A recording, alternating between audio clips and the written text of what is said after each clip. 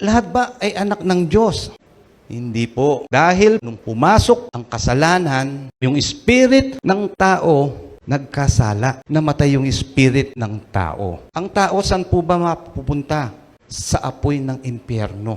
Pero salamat, meron tayong good news. Ang ating espiritu na namatay ay nabuhay muli dahil kay Kristo. Sa sobrang bait, sobrang pagmamahal sa atin ng Diyos, sa pamamagitan ng ating Panginoong Hesus, nung siya'y namatay sa krus ng Kalbaryo, tayo ay naligtas. But because of His great love for us, God, who is rich in mercy, made us alive with Christ, even when we are dead in transgression. It is by grace you have been saved. And this is not from yourself. It is the gift of God, not by work, so that no one can boast. Ang salvation ay regalo.